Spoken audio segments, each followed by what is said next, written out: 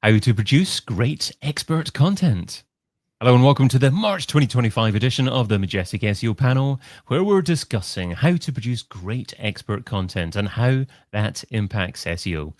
I'm your host, Bain, and joining me today are 5 great guests. So let's find out who they are, starting off with Jeroen. Hi all, I'm Jeroen Veenhoven, pleased to be here. I'm a freelance B2B marketing consultant, just shy of 17 years now in primarily B2B tech. And content has been the recurring theme throughout my career to date, both for product marketing and branding purposes, as well as demand generation. Pleased to be here. Superb. And also with us today is Kate. Hi, I'm very pleased to be here as well. I'm Kate Shropshall.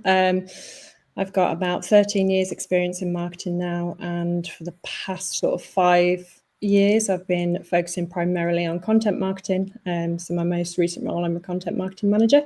I've worked in lots of different industries, so it's great to see, how different industries are utilising content and bringing those skills from different industries into other industries as well. Really excited about today's discussion. Thanks for having me, David. Thank you, Kate. And also with us today is Alexandra. Hi, David. Hi, everyone. It's a real pleasure being here today. So my name is Tachalova, and I'm based in the Netherlands. So, the English channel is only between us, most probably the majority of the guests on this show. So it's a very, very beautiful sunny day here, which is very nice, actually. And I'm just personally, I've been mostly, I think, more on an SEO and link building side, my biggest part of my career. But now I made quite a big shift to digital PR. And we don't really create any content, but we kind of help journalists creating their stories. So we kind of throw our ideas and use expertise of our clients, right, to help others create content. Sounds good, Alexandra. And also with us today is James. Hello, everybody. Hi, my name is James Brockbank. I'm managing director and founder of an agency called Digitaloft over in the UK, specializing in SEO, content marketing, and digital PR. I've been in SEO now for coming up 16 years, and throughout my career in SEO, I've spent time across really all 3 key areas of tech SEO, content, and link building. I still think of myself as very much a full stack SEO, but over the past 6-7 years have, very similar to Alex, actually spent a lot of time pivoting to building authority for brands, both on page and off page. So creating and promoting great content, and really, really excited to be here and chat with you all today. Great to have you here, James. And last but not least, we have Mellisa. Hi, everybody. I'm Mellisa Hutchins. I've been working in SEO and content marketing for nearly a decade now, specializing in data-driven strategies that help brands grow their organic presence. My background has been agency side. So I've worked across a lot of industries like e-commerce, finance, B2B, leading SEO and content strategies for global brands. So a very experienced broad panel we have with us today. I look forward to hearing their thoughts on different topics in relation to how to produce great expert content. And in fact, that's where we'll begin. Let's ask everyone that broad question. So shall we start with you, Jeroen? How should you produce great expert content? Great content. Well, they say great content serves a purpose, right? And I think half of the battle is getting the basics right.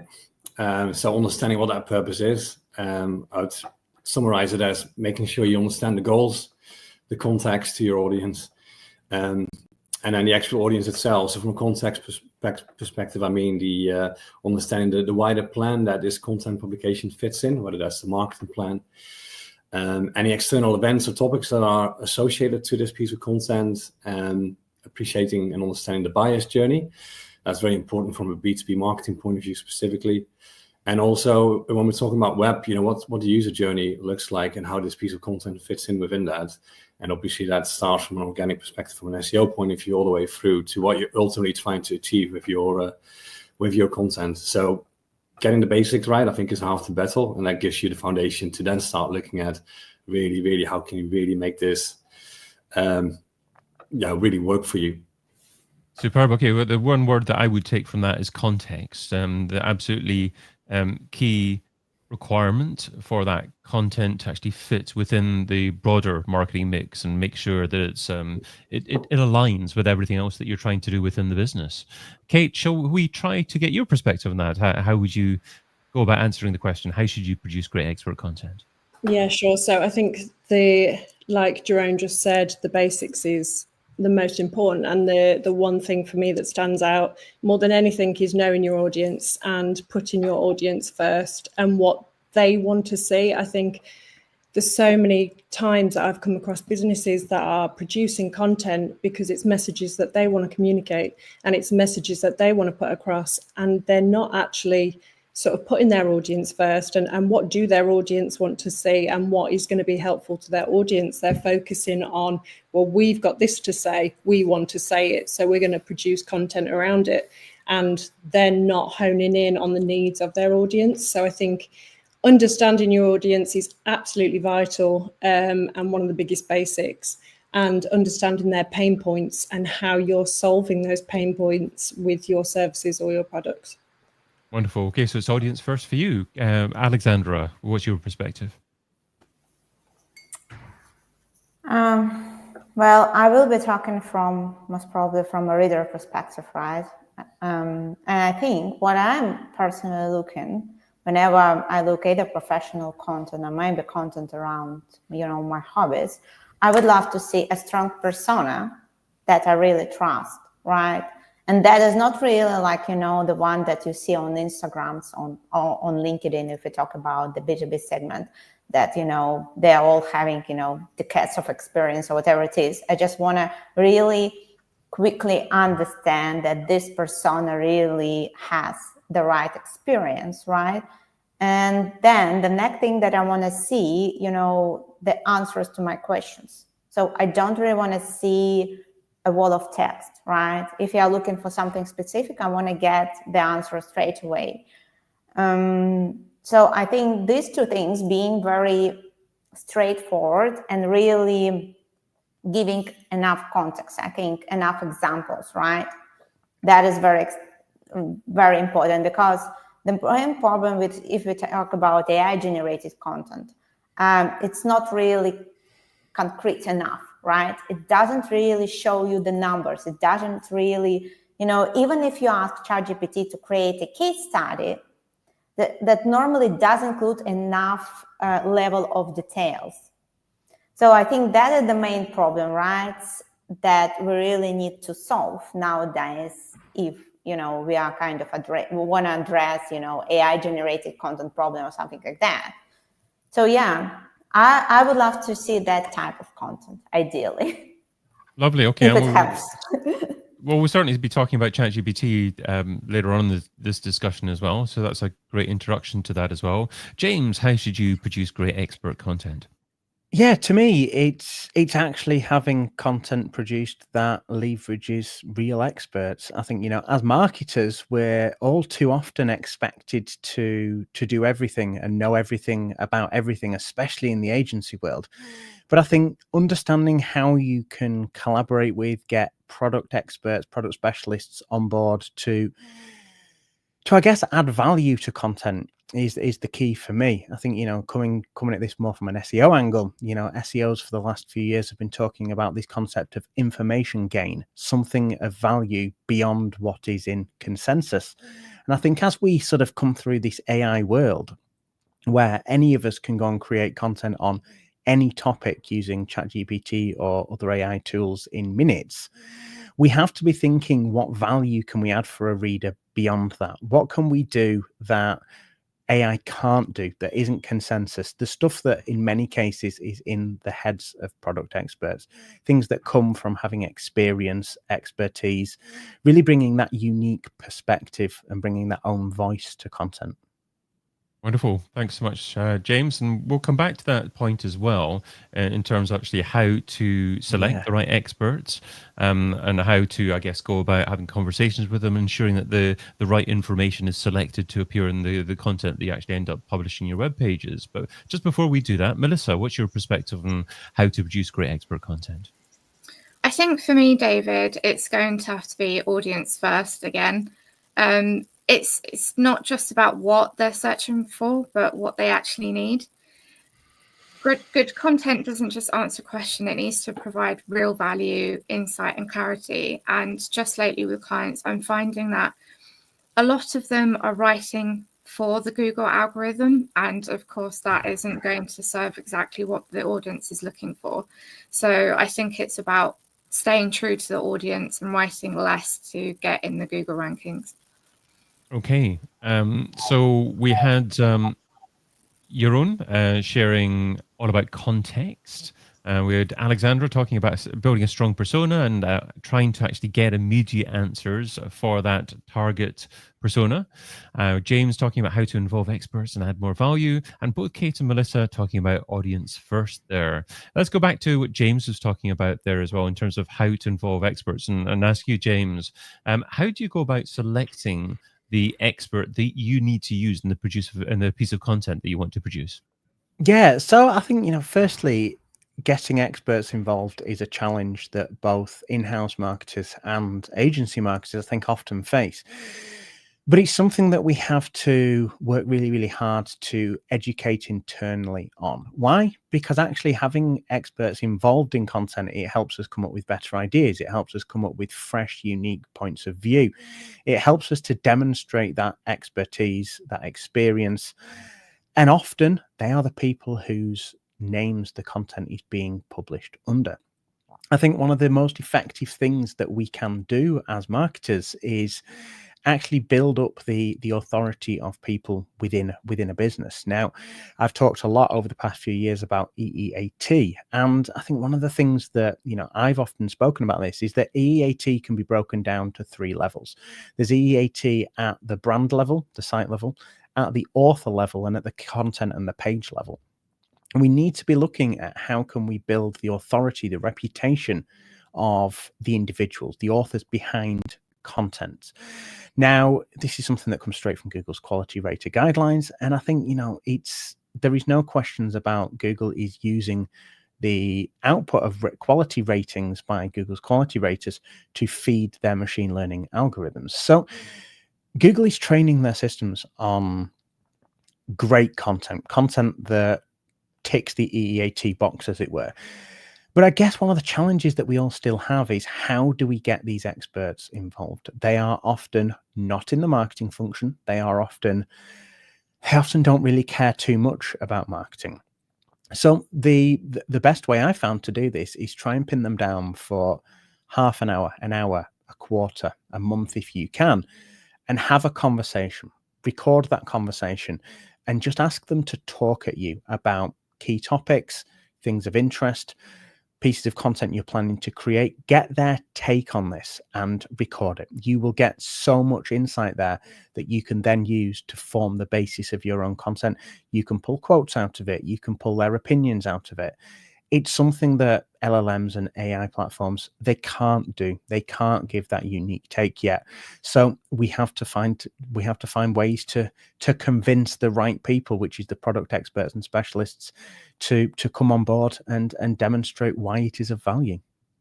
So I asked our panel to suggest a couple of questions beforehand. That was one of the questions that James suggested, actually. But if anyone would like to jump in on any topic, feel free to jump in. If you'd like to jump in and disagree, that's even better. If you'd like to say what they're saying is absolute rubbish, feel free to say that. Hopefully that's not necessarily going to be the case. But you can jump in and agree or disagree or add some additional value if you'd like to at any point. But just in relation to what you're saying there, James, obviously Google talk about EEAT a lot, experience. Expertise, authoritativeness, and trustworthiness. But I was interested in what you said there as you talked about educating Google on the authoritativeness of the expert or the piece of content, but not necessarily having authority as a prerequisite before producing the piece of content. So I guess my question is, are the key elements that you look to include or search for experience and expertise, and then once you get that, you can build authority over time? Yeah, and I think, look, when we understand EEAT, I often position EEAT as a brand's digital reputation. And I think the reality is that everybody has to start somewhere, and you have to, reputation isn't something that you just have. You have to build that reputation over time. So authority, absolutely. Trustworthiness, they are things that take time to build. But if you are bringing expertise, if you are bringing experience, you can start to build up. And I guess, looking at it at the person level, at the entity level, we can build up an understanding in Google's knowledge graph, as an example, of who this person is, what they are experts in. And authority, trustworthiness, they take time to build. But the foundation of them, in my opinion, is expertise and or experience. Right. Okay. So I'd like to bring other people in, if possible, here to this point. So, Kate or anyone else at all, what's your perspective on what metrics we use, perhaps, to actually determine whether someone may or may not be an expert in the particular industry that we want to write about? I think, I think for me, in a business, I mean, I've definitely met this problem where you're trying to get experts involved and they're just too busy. And like you said, James, they don't necessarily care that much about marketing. They don't see the not so much the point behind it, but they don't see the importance of it. And they don't see it as part of their role. Exactly. It's not part of their role. It's not high on their priority list. So you can completely understand that. And you still have respect for this person that's got this really busy day job, but you're kind of asking them for a favor. So it's like, how do you get them on board, these experts within your business? And like I've said, it's definitely a problem that I've met before. But to me, how I've kind of sort of tried to mitigate this situation in the past is to clearly communicate with them the goals of the content that you're creating from this expert advice that they're giving you, and how they're contributing to this general goal of the company. And by doing that, they can start to see the importance of it, the process you're going through, and where they come into that process as well. But also, the main thing for me is give your expert credit as well. If you're sharing this content, make sure that they're getting credit for it. And if they're happy to, have it shared on, LinkedIn, and, say something along like, we caught up with our expert on this topic and here's what they had to say. And that just showcases your brand also as, an expert, and you've got that authority there. And it's about balancing that content online as well, also with, you're showcasing your expert knowledge, because sometimes if you're just publishing content and publishing it online, people are like, well, where are you getting this information from? So showing that you have these experts in your business,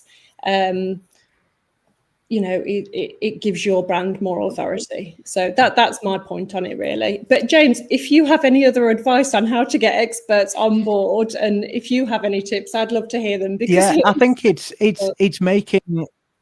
Look, it's really, really hard. And, we've worked over the years with some brands, and we've gone through this sort of transformation project, and it's making marketing everybody's problem. And I think, the reality is that as companies need to grow, marketing keeps everybody in jobs. Marketing contributes to bettering everybody. And I think, it's, I guess, look, the ideal scenario is where you are working with senior leadership teams who get it, who are so bought in, that make contributing to marketing part of these product experts roles from day one. I've seen it happen. I've seen it attempted. I've seen it attempted and completely ignored. But I think it's making friends with the right people. I've had these conversations over lunch. I've had them over a coffee. I've had them over a 30-minute, a 15-minute Hangouts chat. I think once you've got those experts on board and they understand why it's so important, misinformation as well, positioning this as a business, we have a responsibility to put out, certainly if you were in finance, if we're in YMYL sectors, certainly if we're in those sectors where there is compliance, it's almost going, you are the expert. We have a responsibility as a brand to put that out. How can I get 10 minutes, 15 minutes of your time? I guess it's making sure that they understand why. And, it isn't just, if you go in with SEO, they don't care. If you go in with content for the website, they don't see it as part of their role. But when you go, this all feeds into our reputation, our perception. I think often it's, not playing mind games, but I think it's understanding the psychology side of it and going, here is why it is so incredibly important for us as a business to be using the info that comes from the people who do this day in, day out. Yeah. Great. Okay. Let's move on to Jeroen for a second there. I love what you're saying there, James, about this is all about reputation and perception in terms of selling the opportunity to experts. Jeroen, what are your thoughts? Yeah, I was just going to say, obviously, it depends on the individual, but I would also position it as a value exchange. Ultimately, as a marketing team, you can give an individual a platform for them to build their own credibility and exposure and profile externally, which obviously is beneficial for them, for their career. And in addition to written content, obviously, there's the form of a webinar or a podcast or speaking at an event. As a marketing team, you're obviously quite powerful in that sense. So I very much see it as a value exchange as well. And obviously, certain people have more time than others. Certain people see the value more than others. But there's definitely a little bit of leverage that you can bring into the mix there. Lovely. Mellisa, do you have thoughts on this as well? Yeah, I sort of agree. So I think it's taking time out of people's day. So you need to see what benefit they can get from it as well. So I think it's just about making it casual and comfortable and showing that there's two sides to the coin, that you're actually helping the business and you're helping yourself. But I do think it's very, very valuable. I think more people should be seen to become thought leaders in the industry because it benefits the business, it benefits everyone. Great. Okay. So I'd like to move on just a moment to what we do with the content, what kind of content is produced. And obviously, James, you mentioned there you might just get 10, 15 minutes of an expert's time. So what do you do with that 10, 15 minutes? How do you go about recording them? Do you produce different forms of content, audio, video? Do you just focus on written content? I guess it depends on the industry as well. But just before we do that, Alex, how do you go about selecting, finding experts and persuading them to participate in your content? Yeah, thank you very much for asking me. I just wanted to add something. I was trying, but most probably failed. Anyway, I wanted to tell the following. We kind of work on a bit other side of the moon, which means we kind of use our clients' personas profile that they have to land, right, them kind of, publication features in top media, right? And basically, not necessarily always, right? We come to them. Sometimes we just we know their background and we can come up with the answers. And whenever we and recently got our clients featured on HuffPost, right? On Huffington Post. And now they are super excited. So I think the emotional element that you can bring to the table, right? And, this gigabyte means a lot. So making them excited about what you do, right? So, the fun element is very important here, right? So, maybe a competition element might help. So thinking over more about like a game, right? And then, at the end of the day, people will be way more interested and engaged in this. Okay, circling back to experts, right?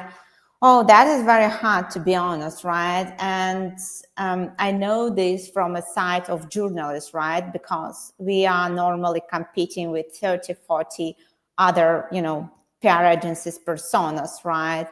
And they are all kind of providing most probably some value. And then, journalists ending up featuring only 2 or 3 in the best case scenario, right? So for me, I think it all comes down to, if you want to cover anything, right? Or if you're looking for any expert, you really need to be laser targeted looking, at their persona and their background and their areas of expertise. So let me provide just, a generic example so you can better understand what I'm talking about. Let's say we want to write I don't really know, something on the around health, right? And the topic might be, about our lower body, about our knees, let's say, right? So ideally, a general practitioner is not really the best source, right, to put in this piece. We need someone like, a person that does either surgeries or something, very specified on that type of diseases, right? I'm not a doctor, so I'm sorry for not throwing, all the possible terms, because I always need to go to ChatGPT and ask what kind of term I need to use. And sometimes, by the way, ChatGPT comes up with the diseases that don't exist, so be aware.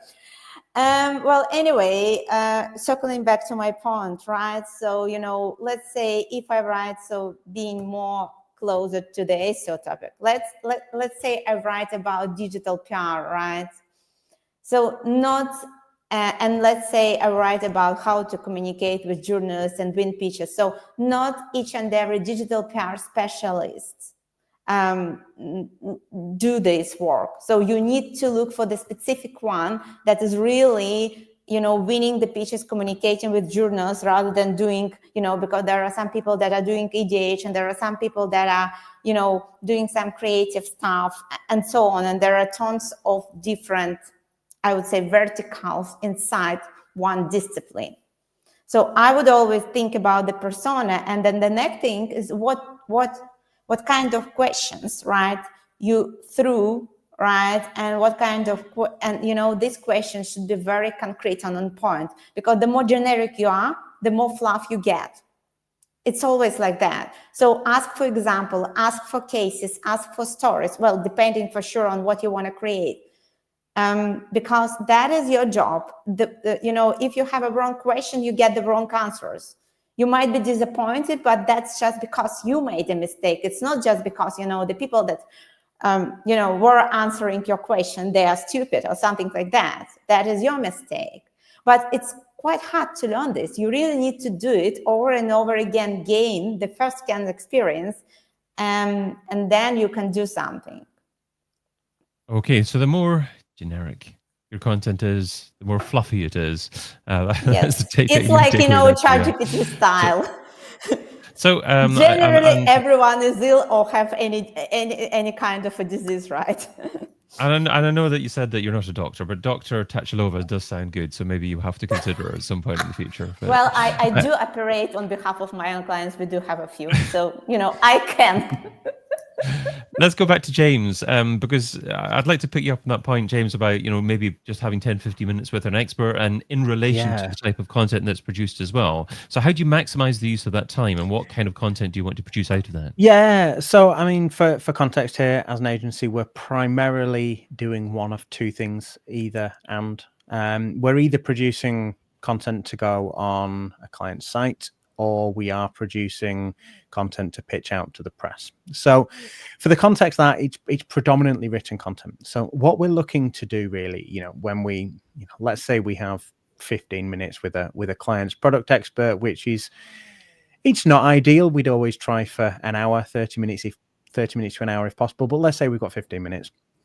Typically what we're doing is we're sharing in advance some example bullets, some topics that we want to talk about. So that will usually mean that we're working to a content strategy. We know what we're going to be publishing content or pitching content out on, and we want them to add insights. We want essentially that expert to go through and cover with us the key things that they would expect to be seen, the things that they would, take some quotes out of that.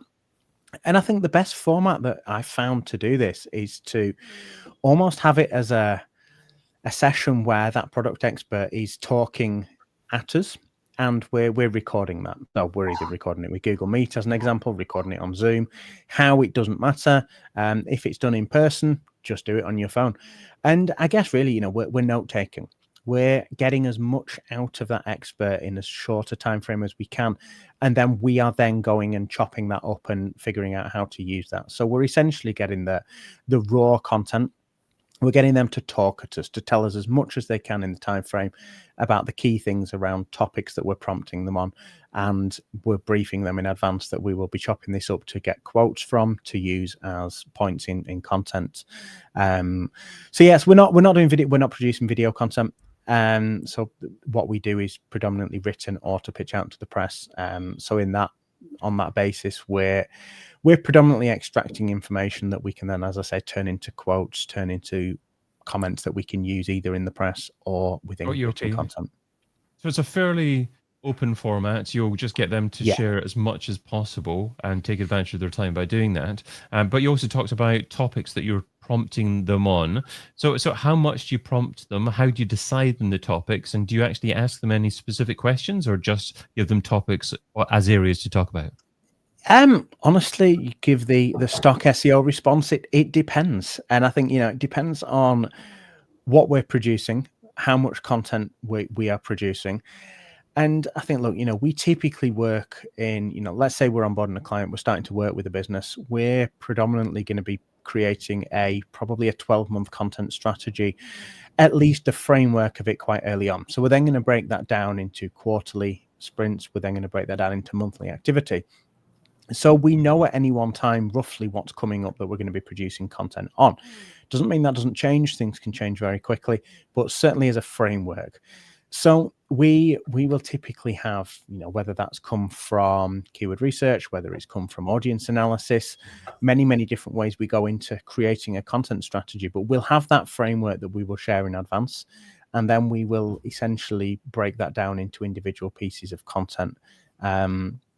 Another thing that we have effectively done in the past is, certainly when we've worked with a client for a long time, we did this just last month where, a client that we've worked with for 4 years plus now, you get to the point where, you can't exhaust keyword research. You can't, some of the most common methods that as SEOs, as marketers, we use to come up with content ideas, you've exhausted them all. So getting time with a product expert and saying, just talk to us about what's hot in the industry right now, what's coming up, what's a big deal, what do people care about, is one of the best ways you can get inspired on the sorts of content that the audience wants. Getting it straight from the experts. What do people on the other end of the product, other end of the service, what do they care about right now? Same can be done getting sales teams involved, customer service teams involved, the people who are there in the thick of it, getting their input, their insights, and they are the best people to tell you what the audience cares about. Jeroen, what type of content would you say works best now from an expert-driven content perspective? What kind of? It kind of depends as well, doesn't it? It depends on the channel, where you're going to be communicating it. And what I mentioned before, the buyer's journey, kind of depends on that as well. How invested is your audience already with you as a brand, or even with your product category? Are they remotely aware, or are they actually, exploring solutions, vendors? Depending on how far they are within the sort of buyer's journey, the more they would be willing to digest, longer pieces of content. And I think the length of the content would also partly dictate the type. But from my perspective, I would always say, especially when we're talking to experts, just give us a substance, and we don't care about, how long or how short this piece of content will be to begin with. We're certainly not going to be looking at that, concerning ourselves with that for the moment. We're just concerned with the substance and what's the key information that we want to get across to our audience, and then we'll see how we best slice that up. Obviously, people like digestible content. We're in an age of X or Twitter and headlines, and anything that's short and digestible it seems to be winning. But there's also a time and place for a longer piece of content. But ultimately, it's about making sure that you get the audience, and you also get in terms of where they are on their journey, in terms of digesting the information they need for their discovery and for their evaluation. So I appreciate that's not a straight up answer. But yeah, it depends on the medium, depends on the audience, depends on the stage of the journey. Mellisa, How do we go about ensuring that the content that is produced is both highly searchable and also genuinely valuable for the audience? So I think a lot of brands still think that there's a trade-off between having SEO optimized content and creating valuable content, which is an issue. But if you create really great content, it does both. It ranks because it's genuinely useful, it's well structured, and it's aligned with your audience's needs and their pain points.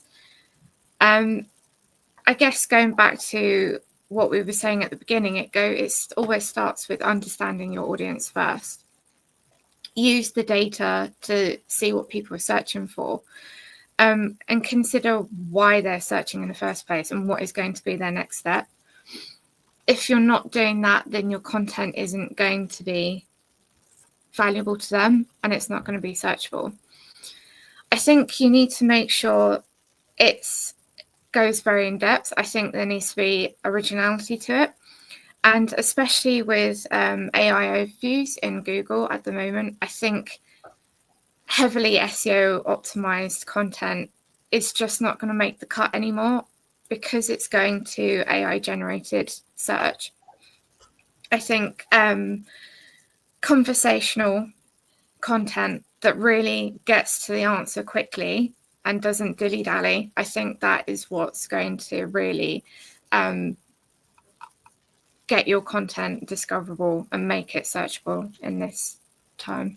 Kate, Mellisa talked about AI overviews there as well. Should AI have any other involvement in the production of this content?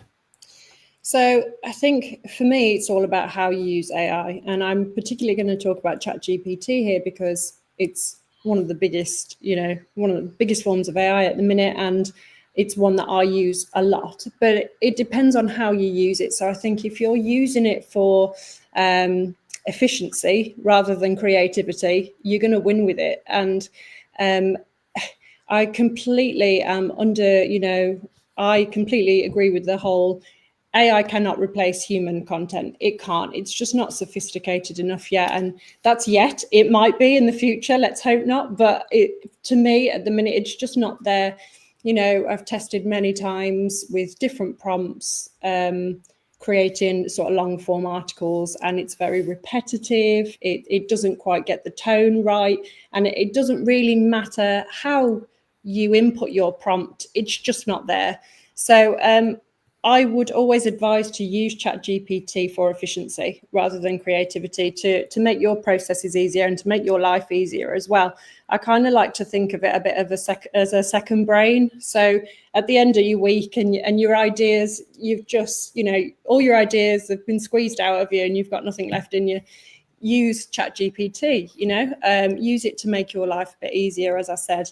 And the certain tasks I like to use it for, if I have repetitive tasks that we all do as marketers and content marketers, if you're producing weekly blogs, daily blogs, use it for outlines. So you've done your SEO keyword research, you know what you want to rank for, you know your audience, you can use it to brainstorm blog topics. You can then take one of those blog topics and say, can you please create an outline for me, but covering these specific points? So then that gives you a base to work from, and you then input your expertise. So you're using it to make your life easier, like I said, and to make your processes a lot more efficient. And just general idea creation as well. Blog topics, or for instance, if you've got a piece of content and you're like, how can I repurpose this for a certain channel? You can put in your prompts, sort of like, we found that this kind of content works well for our LinkedIn page. So how can I repurpose this piece of content and it will do well on our LinkedIn page? And you can use ChatGPT for ideas that you wouldn't necessarily think of yourself, especially after a long working week, like I said, and you're not quite at the top of your game anymore. So I think it definitely depends on how you use it. And another thing I would say is, the more you use ChatGPT and AI, the more you can, the more you learn that the feedback you get, the more you have to tweak your prompts. So you get feedback from ChatGPT and you think, well, that's not quite what I was going for. I need this to sound a little bit more fun. I need it to sound a little bit more friendly. I need it to, and then you start tweaking your prompts and learning from past prompts. And for repetitive tasks like I have weekly or daily, I like to use templates. So I can create a prompt and just insert different words. So I want to create a blog on this topic, then that is left blank and you insert your topic. And then, you've got your rest of your prompt as a template there ready to use for future tasks. And I find that it works really well with stuff like that. Another thing is editing as well. So not quite full on articles, but if you just want to take a snippet and say, can you reword this to sound a little bit more so-and-so, then it's really good for things like that as well. Great. Okay, so we're going to finish off with everyone giving their opinion on their biggest pet hate when it comes to content. But just before we do that, Alexandra, you've done a lot of sourcing of experts that you didn't know beforehand, not internal experts, just finding experts online, encouraging people to actually participate in your piece of content. You mentioned making a bit of a game of it, competitions, things like that. Are there any software resources out there that you can recommend for the finding of these external experts? Yeah, sure. We do quite a lot. That is very kind of newsworthy type of pieces, like Expert Revealed, or sometimes we do a story and then we add some quotes. So, for instance, we did a story about the most overrun European tourist destination based on some data, and we wanted to include a quote from a professor or something like that.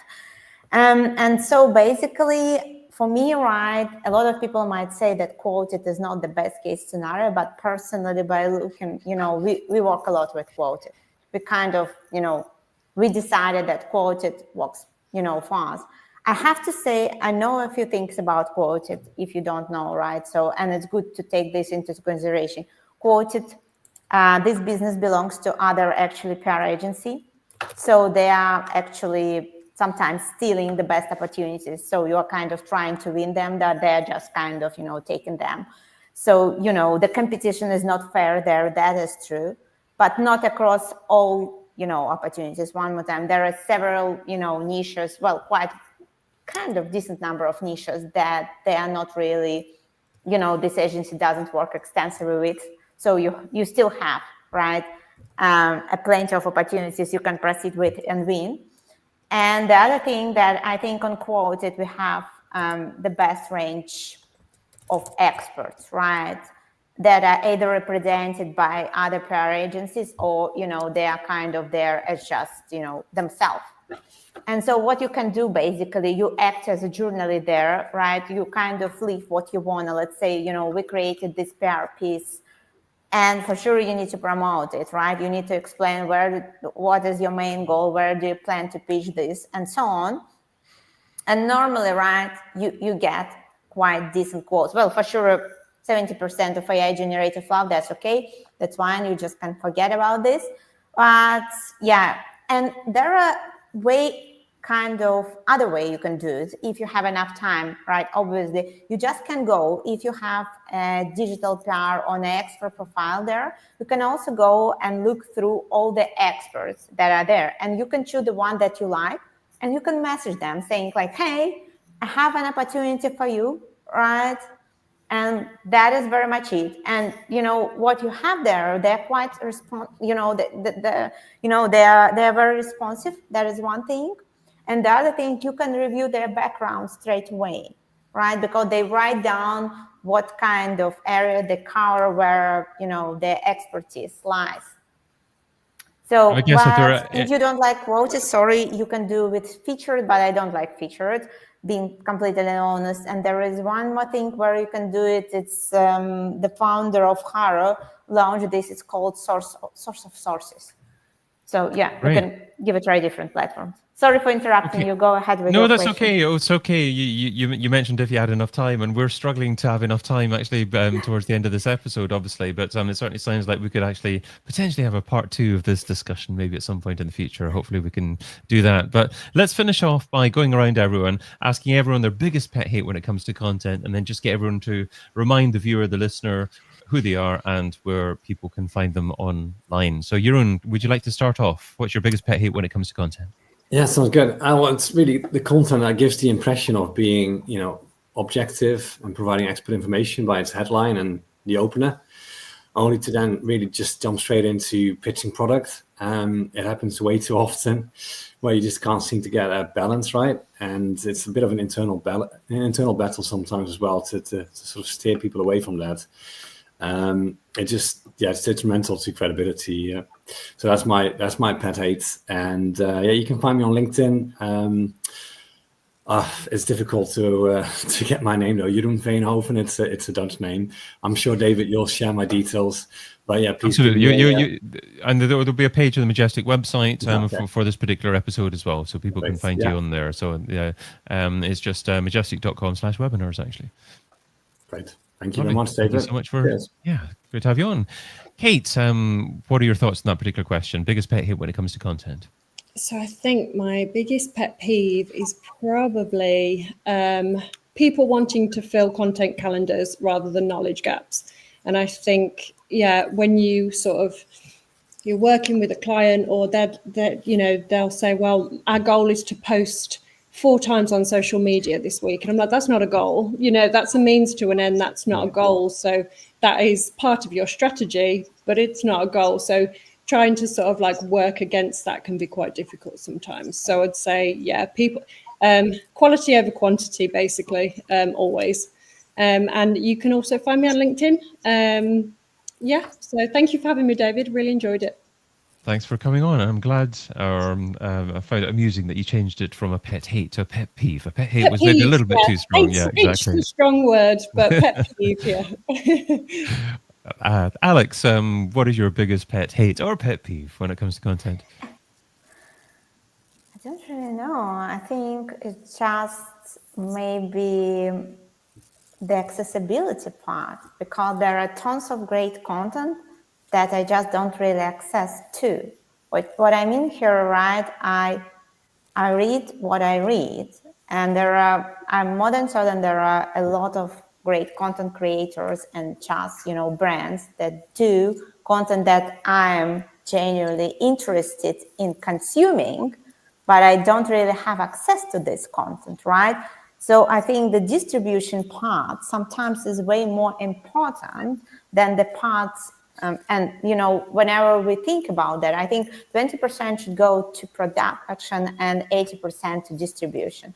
And I know, right, from my agency background and just by observing the current trend that I see across different, companies, verticals, that there is still a quite big, I would say, misconception when everyone putting all their efforts and best bets on content production and then hoping for the best, leaving it alone, right? So me as a reader, never heard about this content, never had a chance to engage with this content. So for me, right, it's very important to be really precise and to have a plan around your distribution plan rather than the content production plan. So so that will be my advice or my kind of observation. 20% production, 80% distribution was an incredible thought, because I guess a lot of this discussion was about production, and maybe we need another 4 episodes on distribution to make it. I promise I will be way more engaged because I am at the part of distribution. Alex, where can people find you online? Oh yeah, you can find me on LinkedIn just by searching my name. I do a lot of jobs there, so you might like them. Alex Tachalova, thank you for coming on. Thank you very much for having me, David. James, what is your biggest pet hate when it comes to content? Of course. My pet hate when it comes to content is not taking the time to consider what we call content design. So poorly formatted content that, massive blocks of text that are really hard to read. I think it's really important that as content marketers that we focus and consider the usability of content. And still to this day, I will land on content and you think nobody's sitting there reading through really long, dense paragraphs, taking the time to understand how to split content up, not just with headings, but with images, with other formats.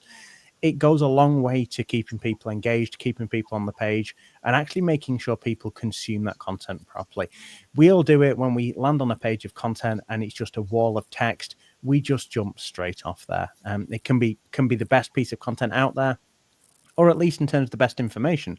But when we talk about things like helpful content, it goes beyond the words, and we have to consider how easy it is for people to consume that content. So when content producers ignore that or don't fully understand how to lay out content for the best engagement, that is my pet hate.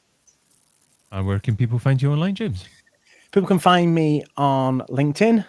They can also find me on X, but I'm not really sure people really go there very much anymore.